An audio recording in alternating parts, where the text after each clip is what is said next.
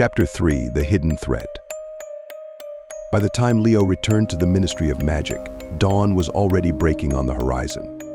The narrow corridors of the department were quiet and nearly empty, with only a few early rising employees hurrying to their morning shifts.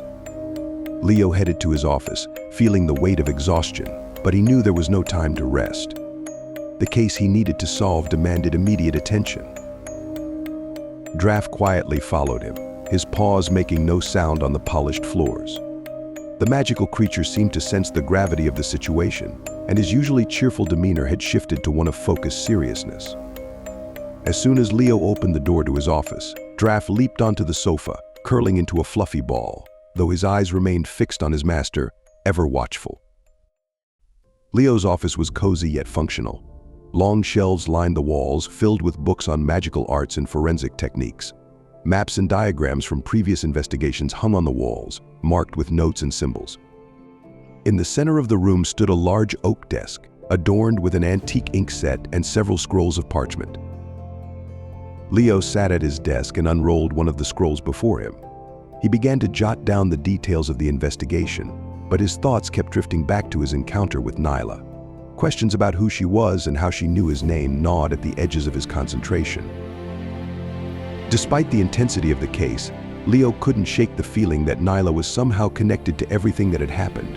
Her appearance, so sudden and so perfectly timed, seemed almost too coincidental. And then there was the way she looked at him, as if she knew something he didn't. As he tried to focus on his work, Leo's mind kept wandering back to that brief moment when their eyes met, and he felt a strange, almost magnetic pull toward her. It was a feeling he had never experienced before, one that both intrigued and unsettled him. Draft, sensing his master's inner turmoil, lifted his head and softly whined. Leo glanced over at him and smiled faintly, appreciating the creature's silent support. He knew he needed to clear his mind and concentrate on the task at hand, but something about Nyla kept pulling him away from the case. Leo took a deep breath and forced himself to focus on the investigation. He reviewed the details of the crime scene, the dark silhouettes on the walls, and the fragmented memories of the souls he had summoned. The clues were sparse, but one thing was clear: whoever was behind this had access to powerful and forbidden magic. As he delved deeper into the case, Leo realized that he was dealing with a threat far greater than he had initially imagined. The use of necromantic magic was rare, and the fact that it had been used in such a twisted way indicated that the perpetrator was not only skilled but also deeply malevolent. He needed to find out more about the dark magic involved, and to do that, he would have to consult with some of the ministry's most knowledgeable experts. But before he could do that, he had to make sure he wasn't overlooking anything important. Leo stood up and began pacing around the room, his mind racing as he tried to piece together the puzzle. The more he thought about it, the more he realized that the case and his encounter with Nyla might not be separate events. What if Nyla was connected to the dark magic somehow? What if she knew something that could help him solve the case? The questions swirled in his mind, making it hard to concentrate. He knew he needed to speak with Nyla again, to ask her about the connection she seemed to have with him, and to find out what she knew about the magic that had been used at the crime scene. But how could he reach her? He had no way of contacting her, no idea where she lived or how to find her. The thought frustrated him, and he couldn't shake the feeling that time was running out. As Leo stood by the window, staring out at the rising sun, he knew that he was standing on the brink of something much larger than he had anticipated. The hidden threat was growing stronger, and if he didn't act quickly, it could consume him and everyone around him. He had to find Nyla, and he had to do it soon. With renewed determination, Leo turned away from the window and grabbed his wand. Draft jumped off the sofa and trotted over to him, ready for whatever came next. Together, they would uncover the truth, no matter how dark or dangerous it might be. And in the back of his mind, Leo couldn't help but wonder if Nyla was the key to it all.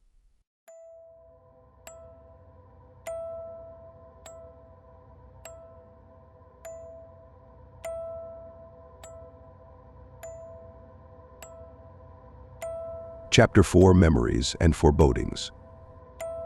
Leo spent several hours at the ministry, immersed in his work. The silhouettes on the walls and the blurred memories of the summoned souls kept haunting his thoughts. He felt that these clues were leading him to something significant, but he couldn't piece it all together yet. Every detail of the investigation remained a mystery, demanding a solution. However, the vague sense of unease within Leo only grew stronger. It was as if what he was trying to uncover was just the tip of an iceberg, hiding much deeper and more dangerous secrets. At some point, his thoughts drifted back to Nyla. That brief encounter in the alleyway had left such a strong impression on him that Leo couldn't ignore it. Her gaze, her mysterious aura, everything about her seemed important, and he had the feeling that their meeting was no accident. But why? Why had she appeared just when he was on the verge of unraveling a new, strange case?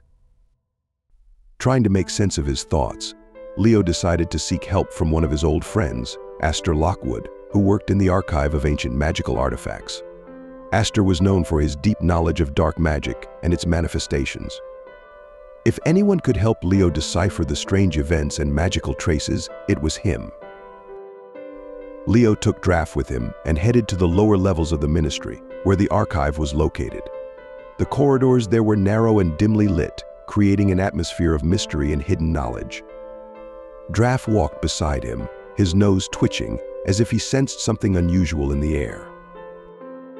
Finally, they reached the heavy wooden door leading to Aster's office. Leo knocked, and after a moment, he heard a familiar voice. "Come in, Leo." Leo opened the door and stepped inside. Aster Lockwood was a tall, thin man with sharp eyes and gray hair tied neatly in a ponytail.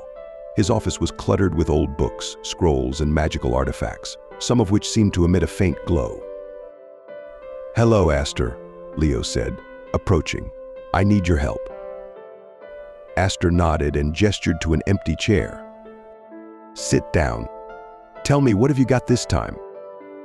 Leo began recounting the strange case, the dark silhouettes he found at the crime scene, the summoned souls who couldn't remember the face or form of the creature that killed them.